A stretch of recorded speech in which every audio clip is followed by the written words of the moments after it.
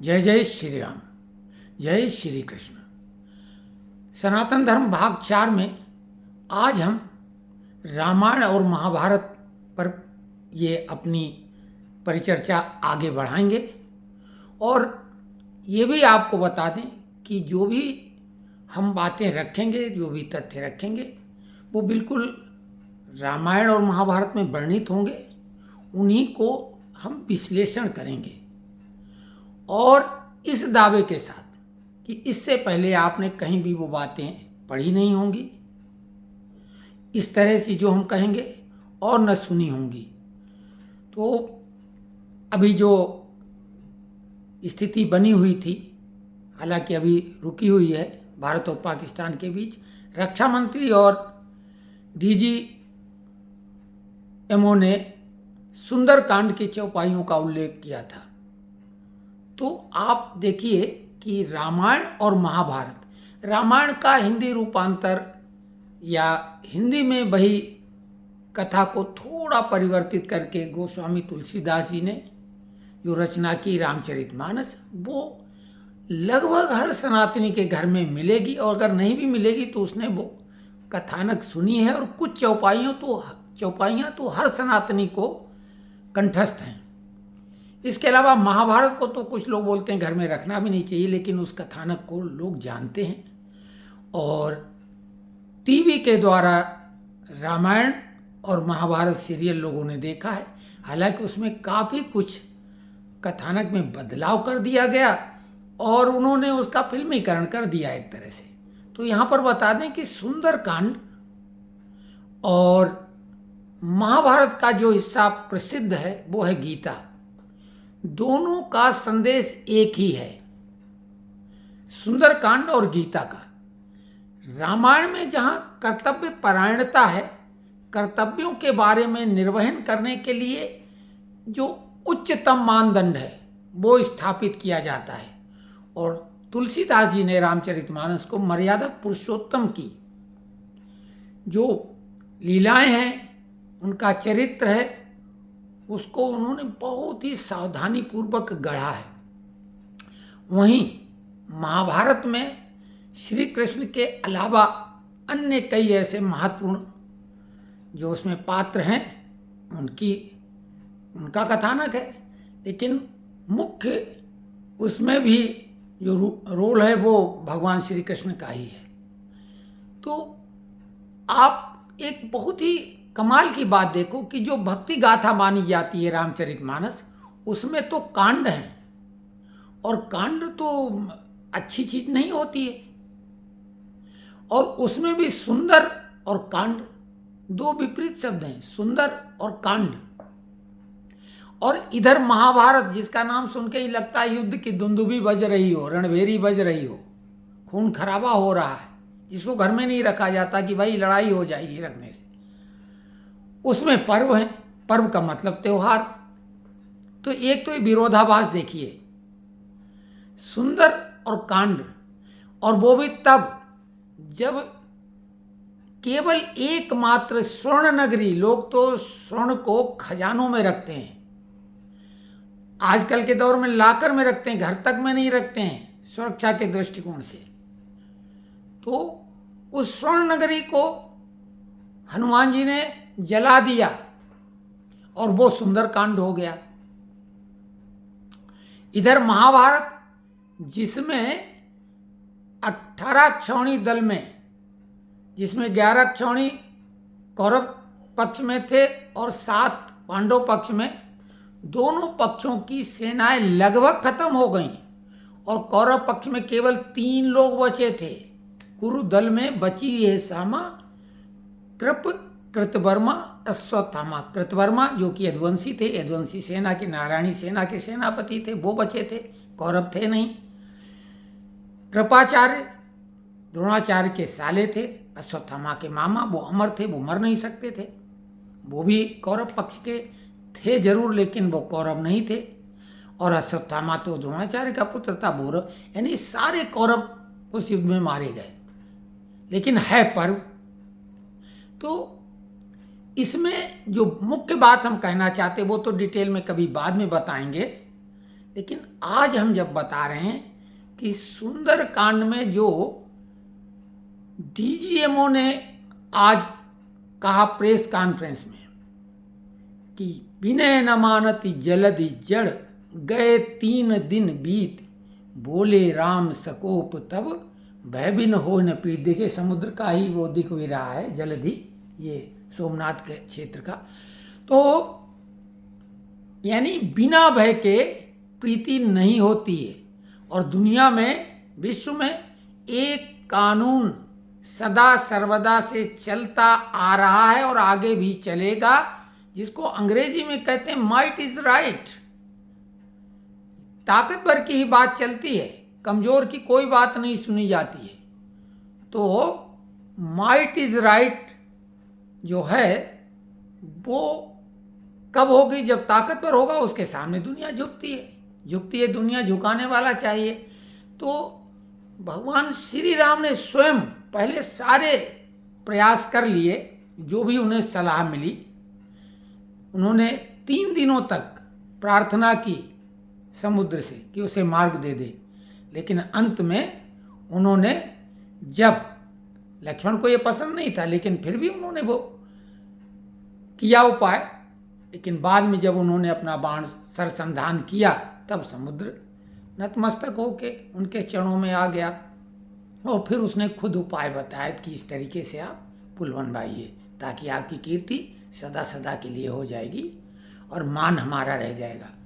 तो उसमें ये है कि भगवान श्री राम ने अपने मुखारविंद से क्या कहा? भय बिन होय न प्रीत। केवल भय बिन होय न प्रीत, 5 शब्द हैं। भय बिन होय न प्रीत 5 शब्द हैं केवल।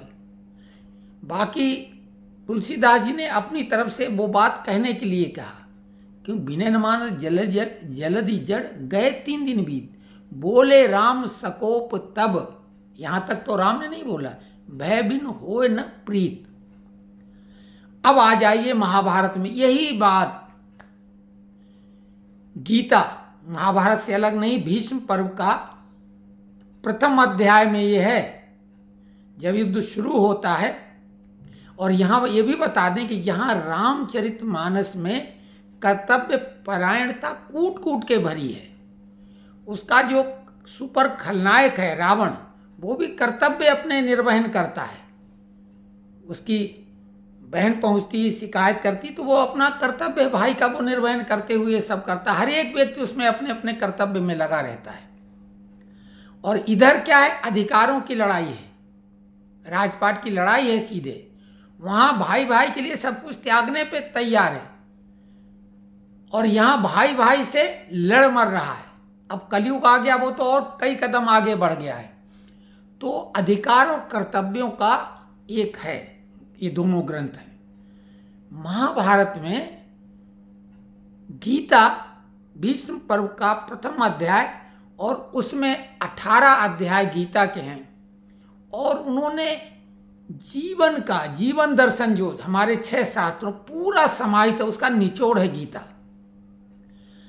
अर्जुन को उन्होंने तरह तरह से हर प्रश्न का, हर शंका का समाधान किया, लेकिन बोला ना, शंका का समाधान है ही नहीं। अगर मन में शक पैदा हो जाए तो एक कहावत है कि हकीम लुकमान के पास भी उसका फिर कोई इलाज नहीं है। कहने का मतलब ये कोई भी धर्म का, कोई पढ़ा लिखा कम पढ़ेगा, शक का कोई इलाज नहीं, शंका का कोई समाधान नहीं। अगर शंका जबरदस्ती पैदा की कहाँ? तो अर्जुन को भगवान श्री कृष्ण युद्ध के मैदान में 18 अध्याय पूरे, हर जीवन के प्रत्येक मतलब क्षेत्र में उनको समझाया कि आपका यहाँ पे ये कर्तव्य बनता है। लेकिन वो कर्तव्यों से पलायन करने के लिए बिल्कुल उद्यत थे। तब क्या हुआ? लोग गीता की बहुत प्रशंसा करते हैं, बहुत कुछ कहते हैं, गीता का ज्ञान। अरे गीता का ज्ञान जब अर्जुन पे असरकारी नहीं हुआ, ध्यान दो, गीता का ज्ञान जब अर्जुन पे असरकारक नहीं हुआ तो आज के कलयुगी दौर में किसी इंसान पर क्या असर करेगा? वो तो सिर्फ अपना ये दिखाने के लिए कि हमने गीता पढ़ी है, जबकि ज़्यादातर लोग गीता खरीद के रख लेते हैं, पढ़ते नहीं हैं। और कई लोगों ने तो गीता घर में रखी भी, कहो ना हो। लेकिन बात गीता की कर देंगे। दो एक श्लोक जो चर्चा में है, महाभारत में आते थे वो, और या इधर उधर जो व्हाट्सएप ज्ञान है। गीता में जो भी उन्होंने ज्ञान दिया, प्रश्नोत्तरी है, अर्जुन ने प्रश्न किए हैं, भगवान श्री कृष्ण ने उत्तर दिए हैं। और उसके बाद भी अर्जुन युद्ध करने को तैयार नहीं हुए थे। उस समय उनका कर्तव्य था युद्ध करना, क्योंकि अगर आपने कोई संकल्प ले ही लिया है तो पालन तो आपको करना है, उसके लिए भले कुछ भी हो। तो उसके बाद अर्जुन तैयार कैसे हुए?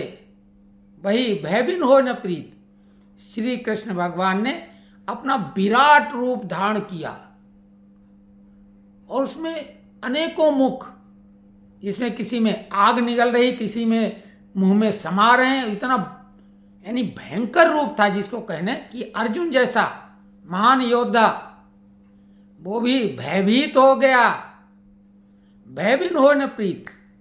और भगवान श्री कृष्ण ने कहा, अरे तुम्हारा केवल इसमें श्रेय मिलना है। हुई सोई जो विश्व रचि राखा, को करि तर्क बढ़ावे शाखा। रामचरितमानस में भी यही बात श्री कृष्ण भगवान ने कही कि ये सब निश्चित है, तुम्हें तो श्रेय मिलना है, सब मरे हुए हैं, तुम्हें श्रेय लेना है। और बर्बरीक, जिसका सर, जो खाटू श्याम है, उनका सर जो एक पेड़ पे स्थापित कर दिया गया था, उसको बाद में पूछा गया कि महाभारत में किसने किसको मारा, कैसा क्या, तो उन्होंने बोला हमें तो केवल चक्र सुदर्शन चलता हुआ दिखा, तो बाकी तो कोई कुछ नहीं, न अर्जुन न भीम न कुछ। तो कुल मिला के हमारे कहने का आशय ये है कि दोनों ग्रंथों में एक ही शिक्षा है। हाँ, अधिकार और कर्तव्य दोनों एक सिक्के के दो पहलू ही होते हैं। और उसमें जब विराट रूप दिखाया भगवान श्री कृष्ण ने, तो भयभीत हो के अर्जुन मजबूरी में वो कर्म करने को तैयार हुए। कई बार बहादुरी जो आपको लगती है, उसके पीछे का भय या मजबूरी आपको नहीं दिखती, मजबूरी भी भय का कार्य करती है। तो ये बस आज हम इतना ही कहेंगे। और जो भी हमने अपने वीडियो में बातें की हैं, वो हमने अपनी तरफ से सोच समझ के की हैं। एक सज्जन ने मनु के पिता और नाना का नाम पूछा है, तो अब हालांकि ये वो कुछ नहीं, आप खुद गूगल से पूछते तो बताता। तो विवस्वान के बेटे कश्यप थे और कश्यप के बेटे मनु। तो मनु जो हैं वो संज्ञा के जो है बेटे हैं मनु। और उनके और भी भाई हैं, यमराज जो हैं, जिनका नाम सुना है ना, वो भी मनु के भाई हैं।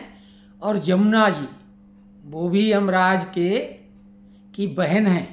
इसलिए हम द्वितीया को यमुना जी में स्नान करने वाले की अकाल मृत्यु नहीं होती है। और साथ में उनके नाना ये कहलाए संज्ञा के पिताजी। तो संज्ञा भगवान विश्वकर्मा जो ब्रह्मांड शिल्पी हैं, उनकी पुत्री हैं। तो उस प्रकार से वो स्वाभाविक है कि नाना हुए मनु के। तो खैर, अब ये एक अलग बात है।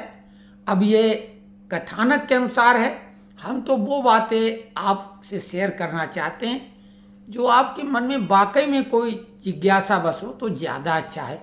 ये तो आप हमें इतना समय देंगे, हमें नहीं भी मालूम होगा तो हम उस चीज़ को कहीं से खोजबीन करके बताएंगे, वो अच्छा नहीं है।